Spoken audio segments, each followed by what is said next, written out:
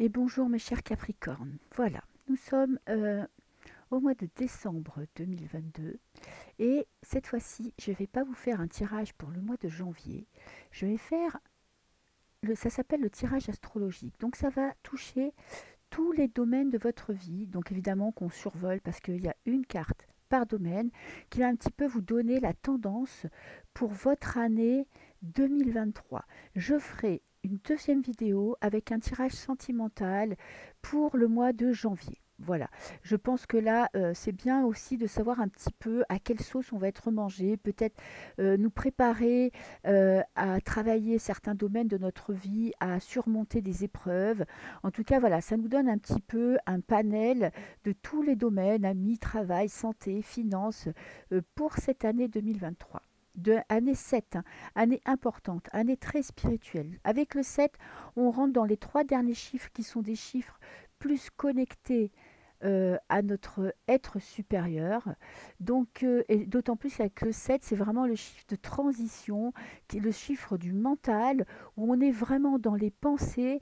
Et là, on va cette année se travailler sur notre connexion, sur nos croyances, sur notre vie intérieure et notre vie spirituelle. Alléger le mental. Il faut vraiment apprendre cette année à se libérer de des idées, des pensées qui obstruent vraiment notre vie de tous les jours. Donc si j'y pense, j'essaierai de vous mettre une méditation guidée. C'est des méditations que j'aime beaucoup. Ça s'appelle méditation coaching mentale. Donc c'est vraiment hypnose et méditation mélangée. Vous allez voir, c'est super. Je crois que si je me trompe pas, c'est Michel Villacorta. Donc déjà, vous pouvez regarder sur Internet. Et j'essaierai de vous mettre le lien avec une méditation, voilà, où on peut se la faire en début d'année, vraiment pour alléger notre esprit. Ok, donc j'ai tiré les cartes, parce que, bon, comme vous voyez, il y a 12 cartes, une carte par domaine, une part de votre vie, chaque domaine de votre vie. Et je vous ai gardé la coupe, intéressante cette coupe parce que j'ai le pape. Vous voyez, vous êtes bien en phase avec le chiffre numéro 7. Le pape représente votre vie spirituelle, représente un enseignement spirituel, représente des savoirs cachés ou avoués ou dits. En tout cas, là, on est vraiment dans l'enseignement. Alors, soit c'est vous qui allez servir de guide cette année, soit vous allez faire appel à un guide spirituel, je mets ça vraiment de grands guillemets, mais vous allez travailler sur votre spiritualité, peut-être vous inscrire à des méditations collectives, peut-être faire des stages de formation pour apprendre une nouvelle façon de travailler. En tout cas, vous êtes bien en connexion avec cette année 7. D'autant plus que j'ai eu le 8 d'épée. 8 d'épée, c'est vraiment la prison. Vous voyez, on est dans le mental. Les épées représentent le mental. Vous voyez cette femme qui a les yeux bandés et une corde autour de ses bras. Elle est à terre. Alors, évidemment qu'elle n'est pas prisonnière parce que là, la corde est détachée et il suffirait qu'elle enlève le bandeau pour voir ce qui se passe autour. Donc là, cette carte me dit que l'année 2022 n'a pas été une des années les plus faciles pour vous, où vous avez vécu quand même des traumatismes, des prises de tête, des prises de conscience. Donc là, vous êtes avec le 8, vous n'êtes pas encore en fin de cycle, donc il va y avoir encore du travail à faire, il y a encore des difficultés à surmonter, mais vous arrivez quand même presque au bout, vous êtes presque au 9, vous allez presque lâcher prise. Ok, je reprends ma respiration, je ne sais pas pourquoi, j'ai un chat dans la gorge. Mais ça va passer. Ok, sinon je vais appuyer sur pause et je vais boire un petit verre d'eau. Je vais faire ça parce que sinon je ne vais pas réussir à parler correctement. Voilà, excusez-moi pour la coupure. Alors, la première carte vous représente vous en 2023, vos pensées. Ouh, magnifique. Je commence avec une arcade majeure, la carte du monde. La carte du monde est la dernière carte des arcades majeures. Donc, elle représente une fin de cycle, un accomplissement et évidemment, quand on finit un cycle, on en entame un autre. Donc là, vous allez cette année quand même apprécier tout le travail que vous avez accompli ou que vous allez accomplir cette année. Vous allez vraiment vous harmoniser, être en harmonie avec vous-même, avec vos idées, avec vos pensées et avec vos actions. Vous allez finir cette année avec un travail sur vous. Vous allez vraiment faire un travail en profondeur pour être pleinement en possession de vos moyens, pour entamer un nouveau départ. Donc vraiment, elle complète très bien ce pape qui est une carte très spirituelle, qui est une carte d'enseignement.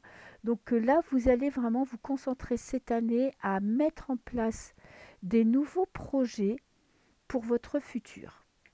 Ok, à plus. Après, on a la carte numéro 2 qui représente votre situation matérielle, financière pour cette année 2022. On est dans le partage, le 6 de denier. Le 6 de denier, c'est je donne et je reçois. Ok. Vous allez équilibrer vos finances. Vous allez trouver un équilibre. Vous allez même peut-être faire des économies. On n'est pas dans l'opulence, on n'est pas dans la dépense outre mesure, on n'est pas dans je me fais euh, où je montre ce que j'ai. On est plutôt dans une économie, dans une gestion de je gère mes dépenses, j'achète ce dont j'ai besoin sans non plus dépenser trop, sans se priver non plus. On est vraiment dans une année d'équilibre. Vous voyez, on est dans le 6, donc c'est bien, vous écoutez, vous vous faites plaisir, vous pouvez faire plaisir aussi à certaines personnes de votre entourage, mais vous faites quand même attention à votre porte-monnaie. Donc cette année, franchement, rien à dire pour les finances. Vous allez réussir à jongler. Alors je ne dis pas que vous allez gagner des milliers d'euros, des mille et des cents, mais vous allez réussir à passer cette année quand même assez facilement. Voilà. Malgré les crises, malgré les augmentations de prix, malgré tout ce qui peut se passer là où on est obligé de se serrer la ceinture, vous allez réussir à jongler. Ok, donc pas de panique, tout va bien se passer pour vous dans ce domaine-là. Ensuite, cette carte-là représente votre entourage ou comment les autres vous voient. Ah, on est avec le 2. Ils ont du mal à comprendre. J'ai l'impression que vous êtes en train de changer, vous êtes en train d'essayer de trouver un équilibre intérieur, d'essayer d'équilibrer votre vie matérielle, votre vie sentimentale, votre vie professionnelle, votre vie, on va dire, de plaisir. Et les personnes en face du mot ont de mal à se situer par rapport à vous parce que vous êtes en train de changer. Vous êtes vous-même en train de jongler avec votre vie, vous êtes en train d'essayer de trouver un équilibre, vous entamez beaucoup de projets, donc ils vous voient comme quelqu'un de dynamique, et en même temps, ils ont un petit peu du mal à se positionner par rapport à vous. Ils ont un petit peu, il faut qu'ils arrivent à comprendre que vous êtes en train de changer, que vous êtes en train d'évoluer et que vous êtes en train de passer un cap. Ok. Ensuite, qu'est-ce que j'ai? En position 3, j'ai la maison, votre foyer. Ouh, reine d'épée. Alors, à la maison, il y a un petit peu de rigueur quand même. Vous êtes la personne qui gère le foyer d'une main de fer, parce que la reine d'épée, c'est pas la reine la plus expressive, la plus émotive, la plus connectée à l'émotionnel, mais c'est une femme juste. Donc vous êtes une personne qui cherchez l'équilibre, la stabilité, la vérité. Vous êtes honnête avec vous-même, vous êtes honnête avec votre entourage, et peut-être que vous en demandez trop. Vous êtes peut-être trop exigeant, ou avec vous-même, ou avec votre famille, vos enfants, ou votre partenaire. Il y a peut-être aussi, il faut peut-être un peu lâcher prise.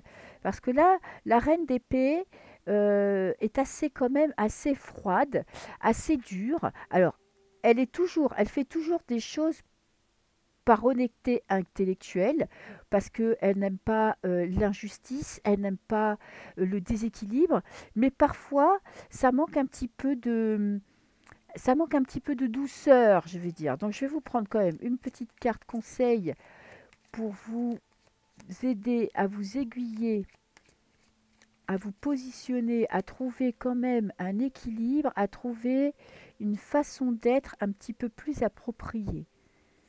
Alors, est-ce que j'ai la mort, la transformation? Ok, magnifique carte.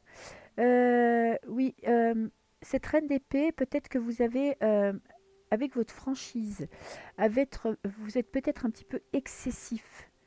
Voilà, vous avez peut-être tendance à être exigeant avec vous-même et vous attendez de votre entourage le même niveau d'excellence. Vous êtes un travailleur acharné, vous êtes capable de vous dépasser, de dépasser les limites. Vous avez peut-être besoin de lâcher prise. Vous voyez, avec la mort, c'est vraiment une transformation intérieure. Laissez-vous aller, écoutez vos émotions, écoutez vos intuitions. Soyez un petit peu plus doux, un petit peu plus tendre avec vous-même, ce qui vous permettra de l'être aussi avec votre entourage. Donc vraiment, à la maison, essayez un petit peu de lâcher prise avec les règles, avec les lois, avec l'argent, voyez, essayez un petit peu d'être plus dans les choses un petit peu plus futiles. Ok. Alors, cinquième carte, relation affective. Ouh, j'ai l'empereur, la rigueur. Ok, bon. Si vous êtes en couple, ça va très très bien avec cette carte de la reine d'épée. C'est que, voilà, vous êtes quand même là, cette année, vous faites...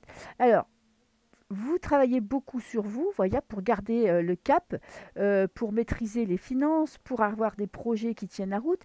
Et j'ai l'impression que vous en oubliez d'être un petit peu léger, d'être un petit peu plus foufou, de penser plus au plaisir. Là, vous êtes vraiment dans la rigueur. Avec votre partenaire, vous pouvez vous montrer un petit peu dur, un petit peu ferme, un petit peu trop ferme. Alors, vous êtes stable, on peut vous faire confiance, vous allez de l'avant, vous n'avez pas peur d'avoir des nouveaux projets, mais ça manque un petit peu de douceur, de tendresse, de lâcher prise, de ne pas prévoir non plus avoir des plans à très très long terme. Vous voyez, et si vous êtes célibataire, bah, ça ne laisse pas beaucoup de place à des rencontres parce que vous serez très exigeant avec votre futur partenaire, vous êtes très exigeant avec vous-même et vous attendez de la personne en face de vous qu'elle soit presque parfaite. Voyez? Donc, je vais vous en prendre aussi un deuxième parce que vous êtes assez, cette année, les cartes là de votre monde intérieur, de votre vie affective, de votre vie au foyer, à la maison, je vois beaucoup de rigueur, euh, beaucoup d'interdits, beaucoup de blocages parce que vous vous empêchez d'être plus léger, d'être plus, pas, oh, j'allais dire presque je m'en foutisme. Essayez un petit peu de ne pas trop prévoir, d'être plus concentré sur l'instant présent. Et qu'est-ce que j'ai? Le roi de denier. Waouh! Bon, vous avez beaucoup d'aura, vous avez une grande force intérieure. Vous êtes en train de développer vos pouvoirs, je veux dire, de décision, de positionnement dans la vie. Alors, ça peut peut-être faire flipper aussi les personnes qui vous entourent, vos futures rencontres, parce que vous êtes un roi. Un roi qui maîtrise ses finances, qui maîtrise son travail, qui maîtrise plus ou moins, on va dire, on n'est pas trop dans l'émotionnel, en tout cas qui a beaucoup de rigueur pour sa vie professionnelle et, je n'allais pas dire, peut-être aussi si vous êtes en couple sentimental, en tout cas il y a beaucoup de rigueur, il y a beaucoup de force. Donc peut-être que vous pouvez être un petit peu intimidant, voyez, pour votre entourage. Essayez d'être un peu plus souple, un peu plus doux, pour laisser les gens autour de vous avoir les moyens de vous atteindre. Affectivement, hein, pas de vous atteindre pour vous blesser ou vous frapper, mais pour justement toucher votre cœur. C'est le moment un petit peu d'ouvrir. Peut-être que vous avez protégé votre cœur, parce que n'oubliez pas qu'on a le 8 d'épée. Donc il y a beaucoup de blessures, il y a beaucoup de souffrances. Je pense que sentimentalement, vous avez souffert. Et votre protection, c'est de maîtriser, c'est la maîtrise, de ne plus vous laisser aller à du sentimentalisme, de ne pas assez faire confiance à l'amour, en la vie, aux rencontres, à des choses un petit peu futiles. Peut-être, si vous êtes célibataire, la peur de l'engagement aussi. Ok, donc c'est peut-être un petit peu le moment de laisser les autres un petit peu pouvoir toucher votre émotionnel. Dans le travail, j'ai le cavalier de bâton. Parfait.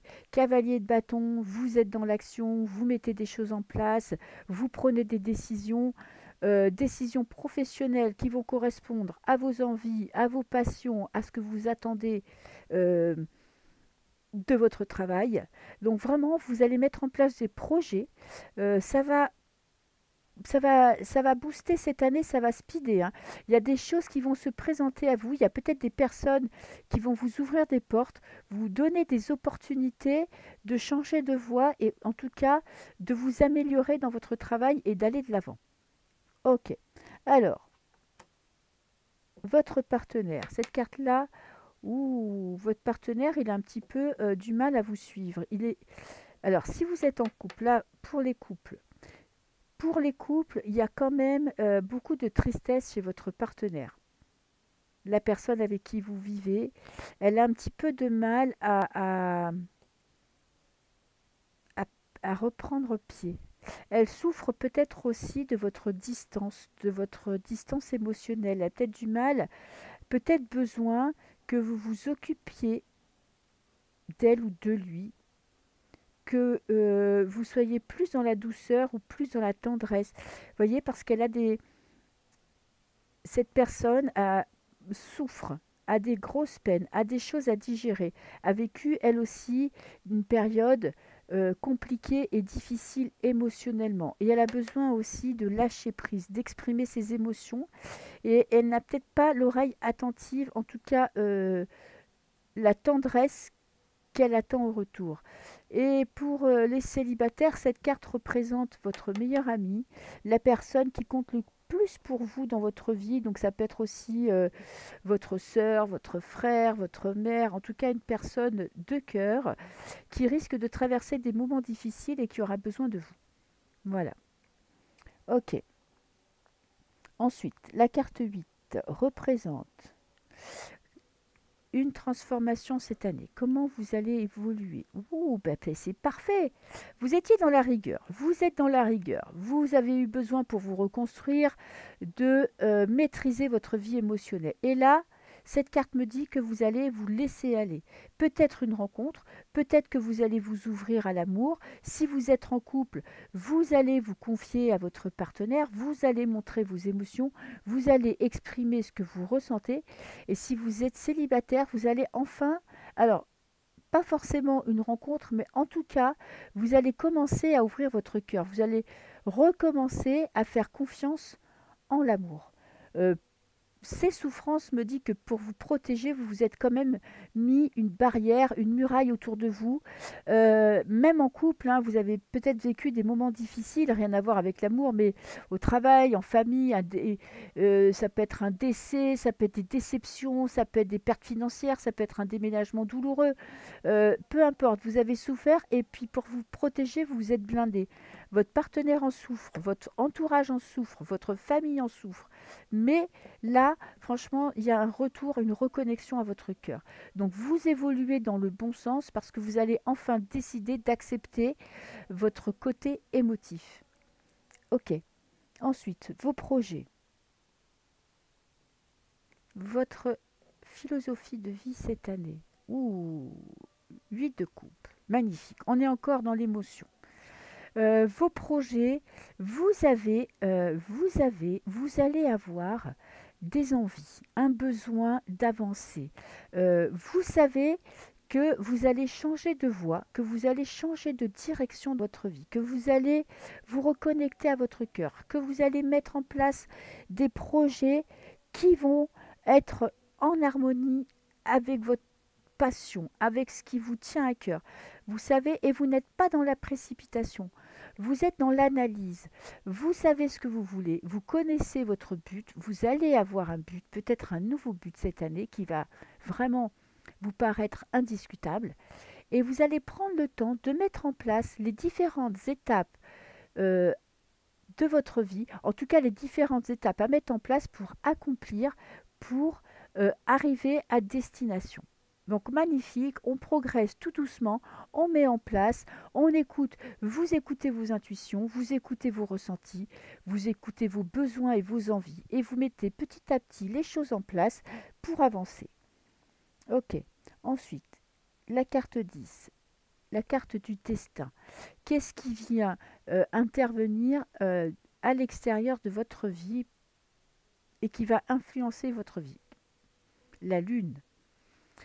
On est dans l'émotion, on est dans les ressentis, dans les intuitions. Peut-être que votre connexion, vos ressentis, vos messages intérieurs vont se développer.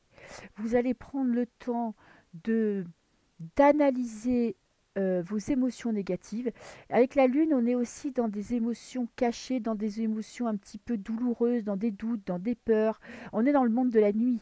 Donc la nuit sans lumière, en général, c'est le moment propice pour faire ressortir des douleurs. Mais là, on n'est pas dans la... Vous ne les subissez pas. Voyez, elles vont arriver à vous et vous allez les affronter, vous allez les vivre pleinement et vous allez tout faire pour les digérer, pour les accepter et pour passer un cap.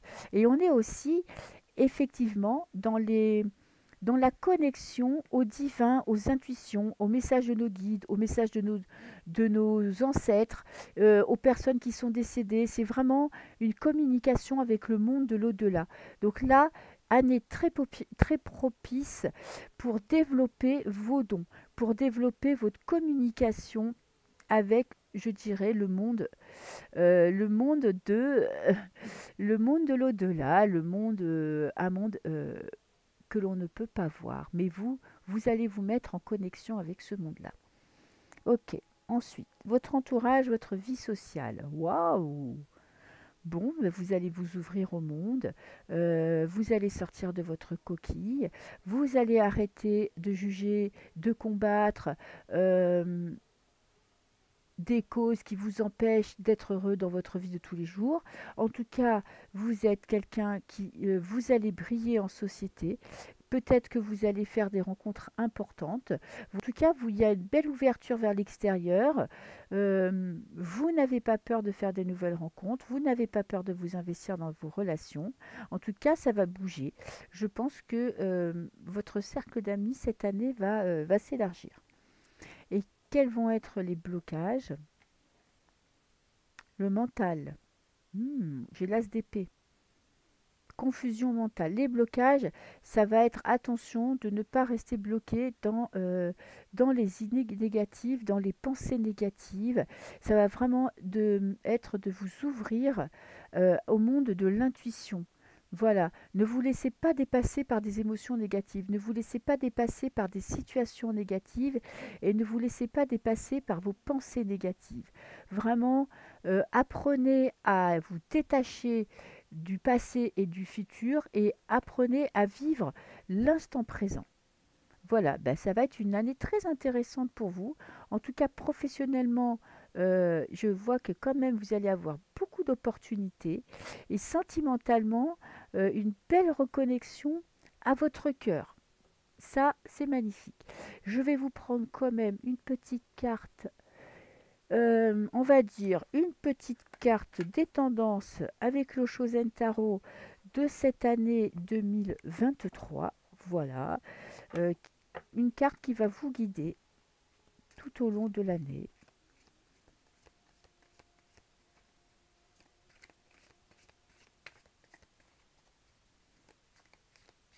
Allez, pour les Capricornes, pour le mois de janvier 2023. J'ai l'intégration. 14. Ok, tempérance, très bien. Vous allez réussir à équilibrer vos émotions. Vous allez réussir à... Vous voyez, on a le yin et le yang, le masculin et le féminin. On a l'eau et le feu. Vous voyez, on a ce cygne et ce faucon, cet aigle. On est vraiment dans un équilibre des émotions, équilibre des sentiments. On digère. En plus, on a le Robios, le serpent qui se mord la queue. Donc, on revient sur des événements du passé. On analyse cette année 2022, mais surtout, vous allez retrouver un équilibre. Vous allez dépasser tout ce qui était limitant pour l'année dernière. Vous allez digérer tout ce qui vous a fait souffrir cette année 2022 et vous allez trouver un équilibre intérieur. Voilà, très belle carte. de rééquilibrage. On rééquilibre ses émotions. Vous voyez, on a la lune et le soleil. Euh, on a ces deux parts en nous. Vous allez trouver un équilibre intérieur. Voilà. Donc ça va être une année très intéressante pour vous, mes petits Capricornes. Donc je vous souhaite une très belle année 2023 et on se retrouve je pense très bientôt pour mes nouvelles vidéos. Au revoir.